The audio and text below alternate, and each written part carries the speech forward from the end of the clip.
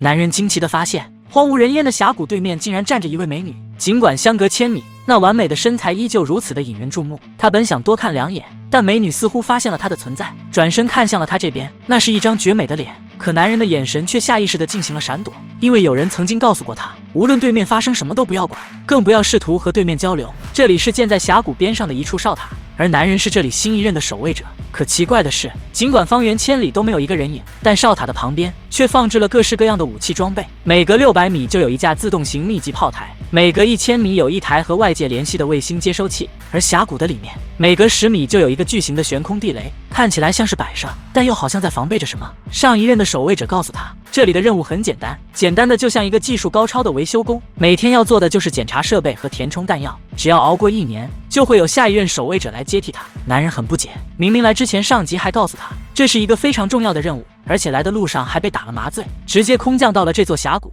但现在他却连任务的目标是什么都不知道。但随着歌德的讲述，任务的不寻常之处逐渐显现。这个地方竟是2战末期的遗址，由一个神秘联盟管理，就连历任美苏领导人都不知道它的存在。最令人不安的是，他们的真正任务并非阻止外人进入峡谷，而是确保峡谷里的东西不会跑出来。说着，歌德将一个装置扔进了峡谷。片刻之后，一阵令人毛骨悚然的嘶吼声从谷底传来。歌德告诉小帅，那些是空心人，这个诡异的称呼是由前辈们流传下来的。在上世纪40年代，曾有2400名骑兵受命清剿，他们却无一人生还。从那以后，任务就变成了永久性的封锁。临别前，歌德喝着自制的伏特加，给出了他对这个地方最简单的解释：这里或许就是通往地狱的大门，而他们就是这扇门的守护者。任务交接完成后，小帅送走了歌德。歌德步行40公里来到飞行区边缘等待救援。对他来说，这1年的煎熬终于结束了。当救援直升机飞来时，歌德抓住了垂下的绳索，随着直升机升空，逐渐离开了这片神秘的丛林。然而就在他报出自己代号的瞬间，士兵突然扣动扳机，一颗子弹无情地终结了歌德的生命，任由他的尸体坠入深渊。士兵随即向高层汇报轮班已结束。转眼间1个月过去了，小帅沿着西侧边缘巡逻，检查护栏，确认下方的炸药状态以及那些屏蔽卫星信号的大耳朵。每次例行汇报时，对话都像是在和机器人交流，简短而冰冷。即便小帅试图多说几句，也总是被对方无情地打断。直到某天，小帅在菜园种地时，突然听到对岸传来一阵响动，他立即冲向哨台，通过望远镜仔细观察对面。这一看不要紧，他发现对面出现了一个女人，正是执行完暗杀任务的小美。按照莫斯科方面的安排，他也要在这里躲避1年，同时执行看守任务。那天深夜，一声惊雷将小帅从梦中惊醒，多年养成的条件反射让他立即警觉，全神贯注地检查四周，这才发现自己刚才打碎了水杯。就在这时，他鬼使神差地拿起望远镜看向对岸，发现小美也没有睡觉。按照上级的命令，小美是禁止与对岸有任何交流的。但在小美生日这天，他却打破了这个规矩，用枪声吸引了小帅的注意。两人开始通过纸条和望远镜交流，展开了一场特殊的隔空对话。正当两人聊得投入时，小美突然神色一变，赶忙示意小帅往下看。小帅立刻打起精神。起初因为太黑什么都看不清，但小美通过望远镜发现了一丝动静，似乎有什么人影在移动。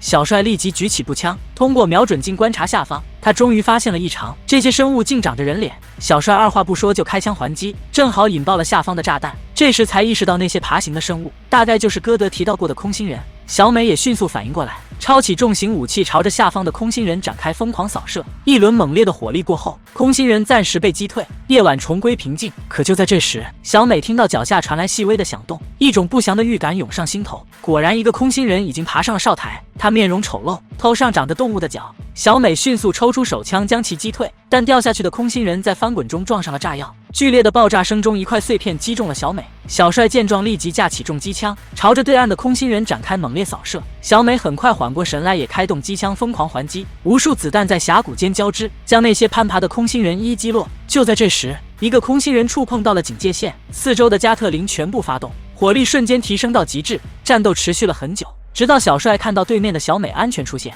并表示这是多么难忘的一个生日，他才终于露出了欣慰的笑容。由于夜晚的激烈战斗，第二天一早，小帅就开始抓紧修复崖壁上的炸药。突然间，一个飞行装置从峡谷深处升起，停在了小帅面前。旁边的加特林虽然侦测到目标，却很快收起了枪口。等小帅转身的瞬间，那个飞行装置已经消失不见。时光飞逝，很快就到了12月。这段时间里，小帅和小美每天都保持着隔空交流。等到下雪的季节，他们甚至在各自的哨塔前堆起了雪人，以这种特别的方式共度圣诞节。然而到了2月的某一天，小美突然举起一块写着字的牌子，向小帅倾诉她的伤感。表达着多希望小帅能在他身边的心意。虽然小帅没有立即回应，但他的心已经被这份情谊触动。第二天，小帅来到仓库取出一枚火箭弹，经过简单改装后，他推着一捆绳子来到外面。小美在哨台上看到小帅在捣鼓什么，直到看见他架起带着绳索的火箭筒，瞬间明白了他的计划。扣动扳机，火箭弹带着绳索划破长空，准确地飞到了对岸。小美心领神会地跑下楼，一边用灭火器扑灭火箭弹引燃的树枝，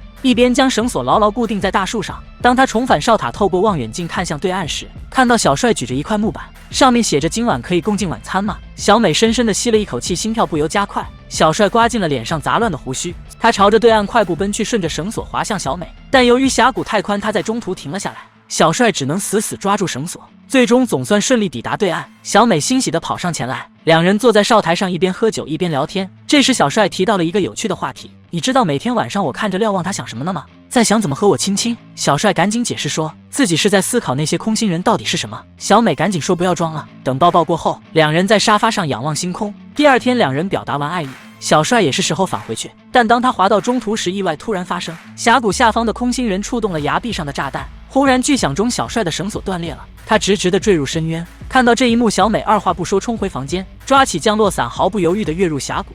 与此同时，小帅正倒挂在一棵树上昏迷不醒。当他睁开眼睛看向上方时，一只巨大的虫子映入眼帘，它的外形像极了毛毛虫，只是体型大得惊人。小帅赶紧用武器将其击破，随后割断绳子落地。但小帅在落地时砸碎了某种诡异的物体，当他想要起身时，发现下面的东西像胶水一般将他牢牢粘在地面。更可怕的是，周围突然冒出了尖锐的白色物体，正在慢慢向他包围过来。眼看这些牙齿就要将小帅吞噬，一阵枪声突然响起，原来是小美及时赶到。两人决定穿过迷雾，可才走出几步，周围的气氛突然变得诡异起来。转瞬之间，一个骑马的身影突然冲出，小美被一匹快马撞倒，小帅也被另一匹马撞飞。当小帅爬起来时，他发现那个骑手竟像树人一般，腰间还别着一把长刀。小美正要转移位置，却被另一个骑马的空心人追上，一跃而下将他扑倒在地。但小美可不是好惹的，她迅速将空心人制服，并用步枪结束了他的生命。与此同时，另一个空心人正在纠缠小帅，但小帅抓住时机，用步枪击倒了那诡异的空心人。只可惜那个持刀的空心人趁机逃脱了。两人重新会合后，看着这些瘦骨嶙峋的空心人，当他蹲下仔细检查时，发现了更令人不安的细节。这些空心人身上穿的都是1940年代的军服，正如歌德所说，当年那支2500人的小队来消灭空心人后全军覆没，按理说他们早该化为白骨，但这里却还能找到他们的军装。继续前行时，眼前的景象更加骇人，林中的树木已完全变了形态，呈现出人类骸骨的模样。放眼望去，到处都是由白骨扭曲而成的树木，它们的面容狰狞可贵。走了一段距离后，他们来到了一片建筑区，四周又传来令人毛骨悚然的嚎叫声。为了安全起见，两人赶紧躲进了附近的一座教堂，但教堂内的景象更加骇人，所有长椅上都有骸骨。经过小帅的检查，发现这些人都是服毒自尽，这让小帅不禁思考，到底是什么样的恐怖，能让人宁愿选择结束自己的生命。就在小美抬头查看教堂屋顶时，无数由人头骨组成的怪物如潮水般向他们发起进攻。虽然两人都是久经沙场的老兵，应对起来游刃有余，但这样下去终究不是办法。小美当机立断，用炸药炸开一条逃生通道，终于到达了峡谷围墙，封住入口后继续向内探索，却发现里面的景象更加令人震惊，到处都是怪异的藤蔓，研究室内散落着各种畸形的人类遗骸。很快，小美发现了一盘录像带，也许能揭示这里发生过的真相。他们找到还能运转的发电机，播放了录像带，真相终于浮出水面。原来在1946年，这里是联盟的最高机密基地。二战后期，除了核弹之外，美苏联盟还研发出了毁灭性的生物导弹。但不幸的是，几天前这里遭遇了大地震，导致设施严重损坏，生化武器泄漏，峡谷中的各种生物基因开始融合。虽然免疫力强的人暂时不会受影响，但一旦被感染，5天内就会出现变异症状。为了防止毒气扩散，许多人选择了自我牺牲。当务之急是要尽快找到逃生办法。很快，他在另一个房间发现了电脑设备，从样式看应该是2000年代后期的。打开电脑后，他们发现了更深层的秘密。原来一个名为黑狐的准军事组织接管这里，他们没有选择炸毁峡谷，反而继续开发生化武器，妄图打造超级士兵，这才是这里最大的秘密。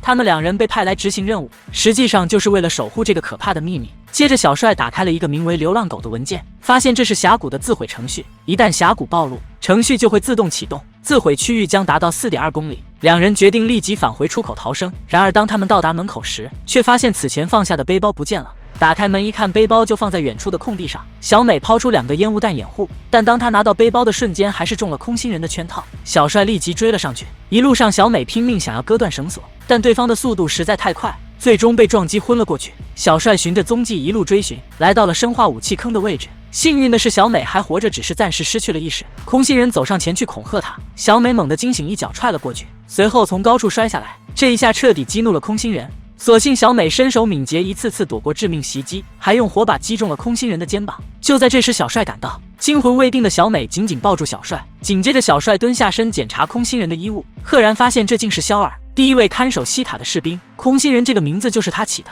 此时的他们正身处于一个导弹发射井下，要想出去只能往上爬。两人步行片刻后，又看到了一幕令人毛骨悚然的景象，这些生物似乎被某种力量连接在一起，浑身散发着诡异的光芒，虽然已经变异，但仍能辨认出那是人类的轮廓。他们不断发出低沉的吼叫，两人小心翼翼地穿过这片区域，却不慎踩到了什么东西。瞬间，那些生物仿佛被唤醒。小帅反应迅速，但看到越来越多的变异生物靠近，小美干脆引爆了炸弹，熊熊烈火隆起。两人好不容易爬到地面，远处发现了一处仓库，毕竟曾是军事基地，果然找到了一辆2战时期的军用车。这辆车还配备了用于攀爬的胶轮机，可以顺着铁索爬上峡谷。说完，开上车，全速冲向钢索位置。眼看敌人来袭，小美干净利落地将其解除，剩下几个零散的空心人轻易就被解决。车子顺着钢索开始向上攀爬，越来越多的空心人发现了他们，像蚂蚁般从下方疯狂攀爬，他们的速度快得惊人，眼看就要追上来。小帅和小美奋力反击，就在这时，一个空心人的空袭差点让小帅掉下去，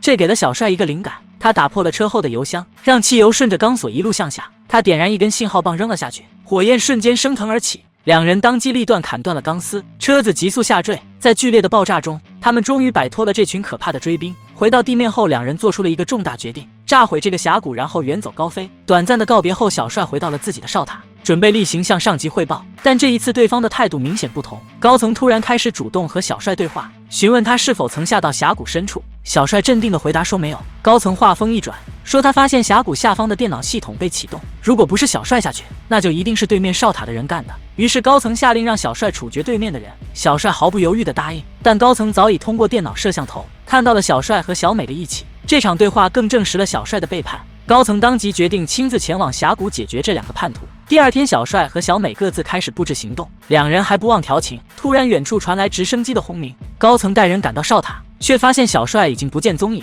他立即派出装备精良的无人机追杀2人，幸好小帅的枪法出神入化，面对紧追不舍的无人机，使用手枪就打得无人机坠毁。找准最佳位置后，他又用狙击枪干掉了另一架。还有2架无人机在追击小美，但他的狙击技术更胜一筹，轻松就解决了剩下的危险。随后两人开始执行他们的计划。小美架好狙击枪，透过瞄准镜看到了站在哨塔上的高层，但他并没有开枪，因为他和小帅的真正目标是那些大耳朵，只要一个大耳朵爆炸，通过他们之前铺设的线路，其他的大耳朵也会连锁引爆。果然，警报声随即响起，失去了大耳朵的庇护，峡谷将暴露在卫星下。流浪狗计划自动启动，高层他们只有2分钟的时间逃命。小美和小帅已经撤离到靠近安全线的位置，只要再往远处跑一跑，就可避免被波及。高层一行人也慌忙登上直升机，命令驾驶员立即升空。核弹爆炸的瞬间，峡谷内的一切在顷刻间化为灰烬，高层的直升机也被冲击波吞没。失控的飞机最后撞在了崖壁上，发生了剧烈爆炸。小美因为跑得够远，成功逃出了爆炸范围，